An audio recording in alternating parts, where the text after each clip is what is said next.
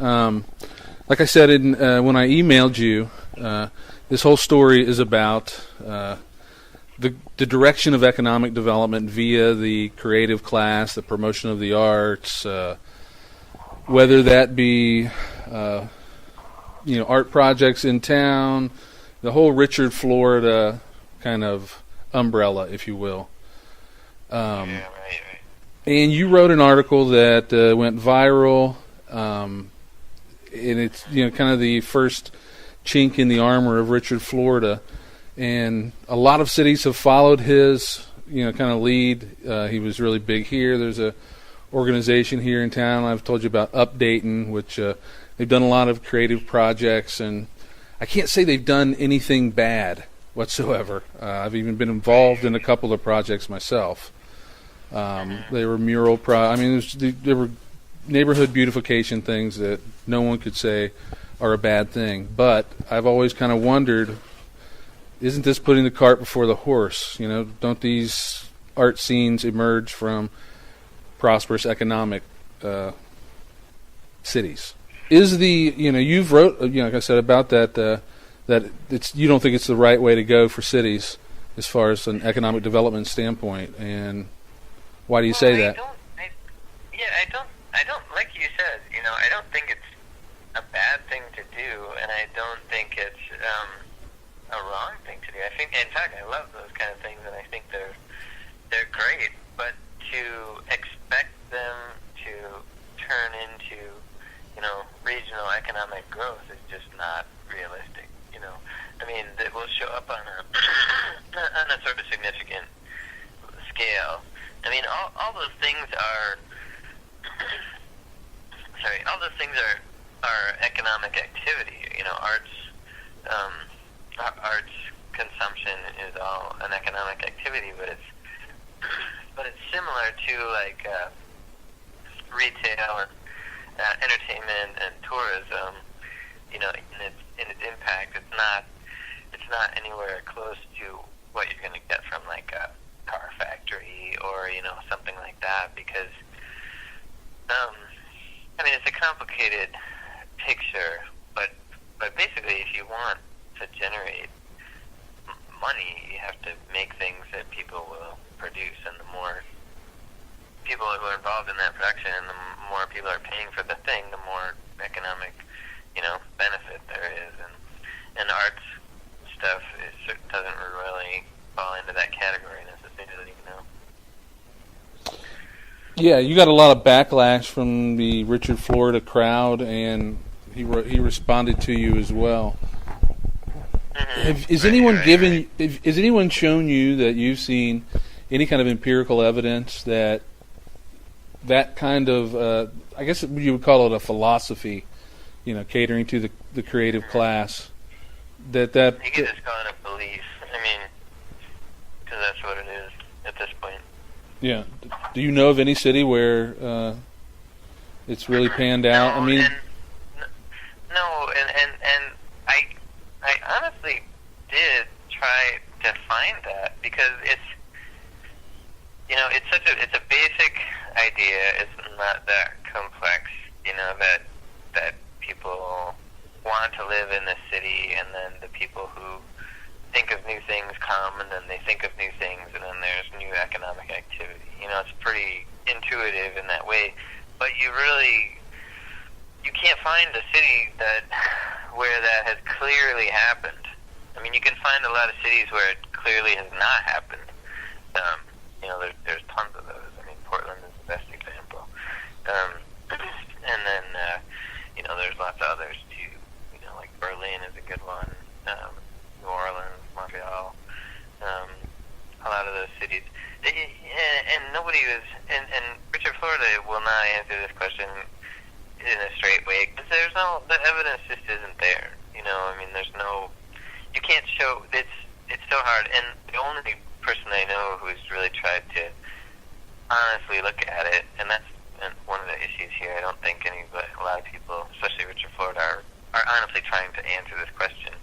Is the guy I talked to from St. Thomas, whose name I can't remember. What was his name? Hang on, I have it on my computer. Who did the Granger test,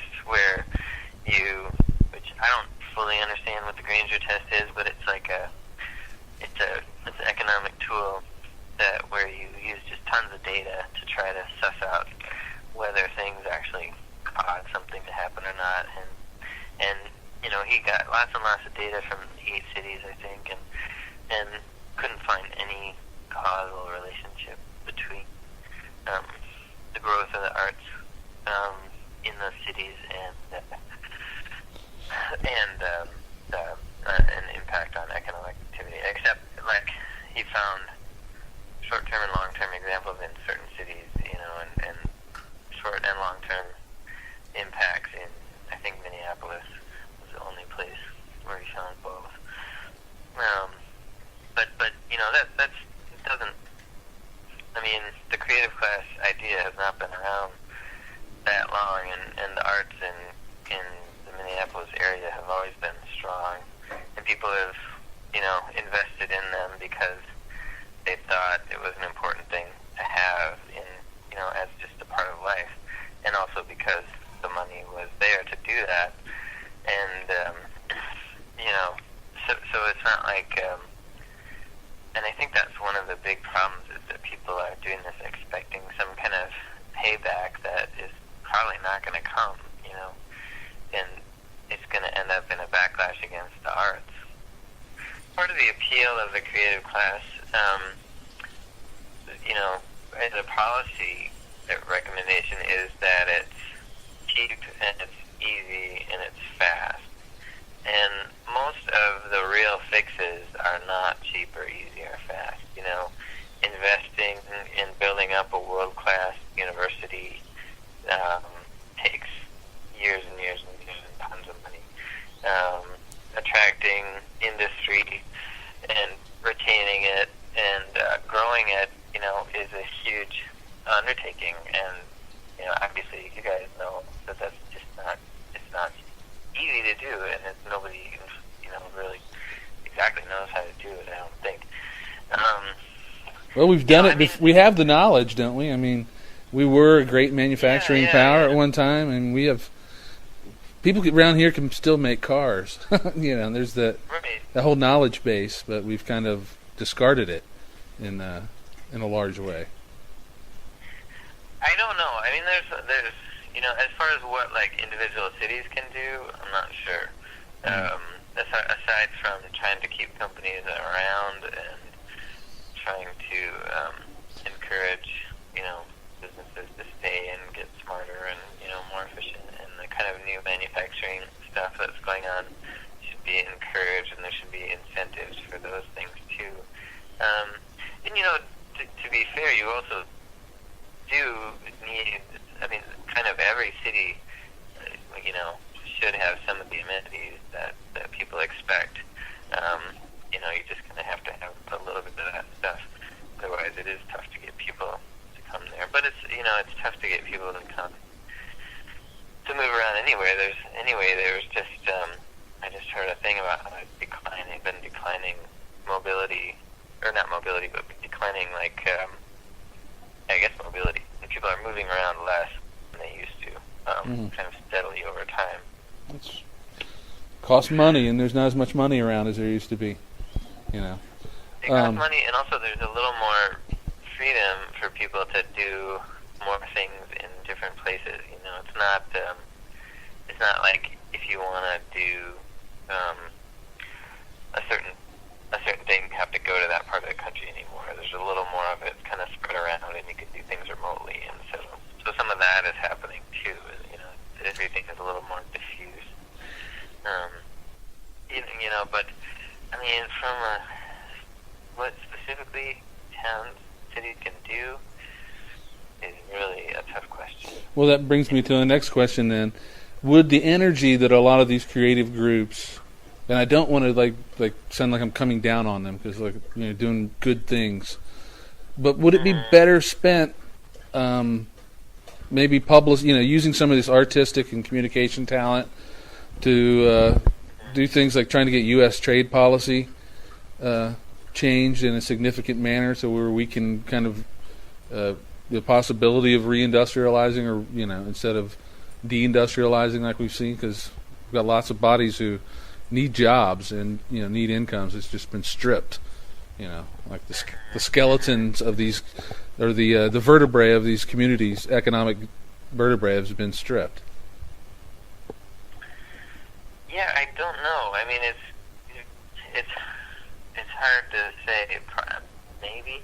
I mean, but it's hard to also get people to excited about that stuff as they are about yeah, art.